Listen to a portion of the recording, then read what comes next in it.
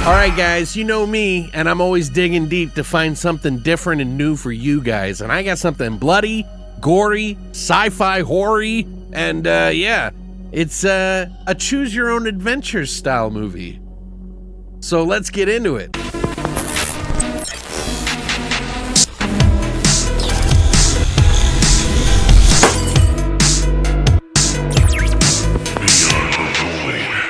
What's up, guys, and welcome back to Beyond the Void. My name is Alex, and today we're going to be doing a spoiler-free review of a movie game, and that is Dead Reset, which just came out a few days ago, and it's really cheap. It's essentially a game, but it's done in the style of a movie. So you watch it and you choose all the things that happen in the movie. Now, these are technically called FMVs, which FMVs are full motion video games, and they've been around for quite a long time. You've probably heard of Dragon's Lair, where you play the guy with the sword and you have to click the certain direction to go and like progress through the movie, or Night Trap or something like that. This is a little bit different because it's not as many choices, but also kind of like the newer modern games that you've probably seen on like PlayStation. Do this, do that, and then the outcome could be really deadly for you. But this doesn't necessarily need a controller, you know, to do it. Although I find it a little bit easier. You can literally play this on a potato, a phone, Switch, PS4, PS5, Xbox One, an Xbox Series X, as well as a PC. So it's got it covered everywhere. And let me tell you, this one's a really cool sci-fi gory treat that I think a lot of you are going to enjoy, because it takes that choose your own adventure sort of style thing, mixes in and explains away the looping part of it, where if you die, you get to go over and start again, and then it goes to a certain area. And let me explain. So Dead Reset is a movie that is about this guy who's trapped in a terrifying death loop. His name is Cole Mason, and he's tasked with doing some sort of surgery on this woman. And every time he does, some creature starts to attack everyone and kills them. And this isn't just any creature. This is some sort of foreign alien body from another dimension or something. It's a parasite, and it's also kind of tied into the whole story of him time looping. Because every time he dies, he wakes up at the beginning where they want him to do the surgery all over again, and he has to try to change things up to make sure that people are listening to him and they can stop this thing before it kills them. It's super blood-soaked. It's an interactive horror style movie where you could actually play this with your Twitch stream, or I think any kind of stream, or you could just play it in the living room with your friends, or watch it on TV with your significant. It doesn't matter. You could literally do it just about anywhere. I remember these kind of things when I was a kid with the Choose Your Own Adventure books, and then I moved on to like Night Trap. This is actually the PC version that I got years ago, but I wanted to get it for myself, and I pre-ordered it because I was such a fan. I played it on Sega CD. This is very different than what I'm talking about. Dead Reset gives you pretty much two options, and it's like, do this or do that.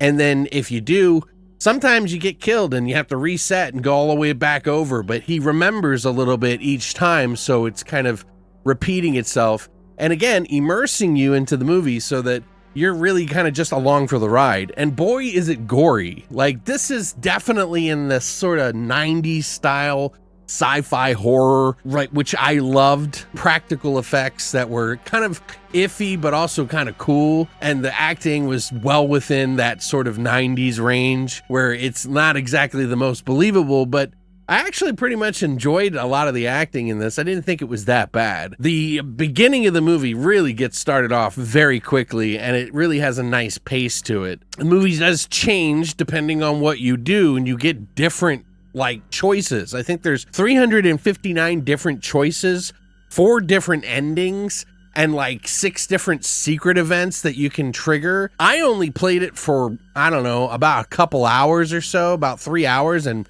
finished the game. It said I played for 7 hours, which I don't remember playing it for that long, but it definitely can go for a lot longer than just an hour and a half. You could be going back and trying to die in certain ways just to see what would happen to you. There's moments that I was just like, ooh, I kind of want to die in this situation and do the bad thing and just see what happens. And it rewarded me with a really cool death. Now, this FMV game movie is directed by Stuart Spark. Did How to Kill Monsters and Book of Monsters, which we've reviewed both on this channel. And I was kind of a mediocre fan of both of them. I thought they were really well gored up and like thought they were fun, but it was never blowing me away. I actually kind of thought this one was a little bit more competent in the acting department for sure. Obviously, the set design and things like that are very budget, but they do a really good job of kind of making it look like it's supposed to, and they put a lot of thought into it. It's really creative, and I've always thought all of those movies were super creative no matter what. You'll even see one of the returning characters from those movies, which is Lindsay Crane playing one of the characters in this movie. There's like a group of people that are on this sort of ship or station, this lab, and an evil doctor who's like experimenting on things, and like some guard, another couple of other lab assistants, and you start to find out that there's a lot more going on with why this guy's having a looping problem with time and reality. It's part of the mad scientist lady's sort of crazy invention that she's made. The guy can't remember. He has sort of like an amnesia that he's having going on in his brain. So it adds to a mystery that's going on in this entire thing. And you sort of kind of figure it out throughout the entire movie. Now, as you play the game, I only got to play it, I only got one ending, which I thought was fantastic, by the way. I felt like I picked a really cool ending. I'm assuming there's good endings and bad endings. I think I picked one of the bad ones, and I actually really liked it. I thought it was very cool. So you may play it and experience a completely different thing than I did, because it might take you down into a completely different area because you decided to help somebody, or decided to kill them, or decided to turn your back on somebody or not. I chose this sort of romantic path and like all these other things that were happening. And it did kind of wind down a little bit as far as the action and the gore and the sci-fi stuff, but it spends a lot of exposition time kind of dumping a lot of the info that's going on and why this guy's there. So it could slow down or it could be fast depending on how you play the movie. Now, another movie that I would kind of compare this to, as far as like, if you guys remember these sort of FMV style movies, do you remember House on Haunted Hill? The one where the guy's like amusement park guy and he builds this house. It was like a remake. There was a sequel to House on Haunted Hill, and it was called Return to the House on Haunted Hill. And if you have the disc, which they're kind of expensive, I'm thinking of picking one up for myself, even though the movie's not that great.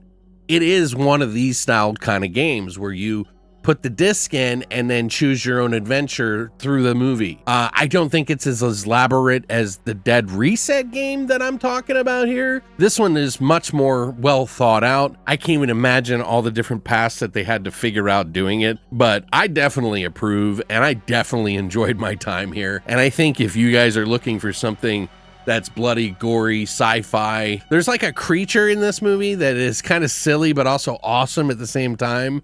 It reminds me of like The Thing, but it also kind of reminds me of any time loop movie that goes even further. There's some things that they do in the movie that changes the time loop mechanics that I thought was really cool and kept it fresh and kept it moving along. I'm somewhere between a 7 and an 8, and it's like, I don't know what to score it, because I'm going to play it again. I'm going to watch the movie again and do different choices this time and see where it ends up. Because like I said, there's over 359 different choices, and I only picked like a fourth of them. So I'm sure it could go to other places, and you can even keep track of everything you've done. It'll reward you with achievements as you go, and it even keeps track in your tracker list of the ones that you've actually chosen.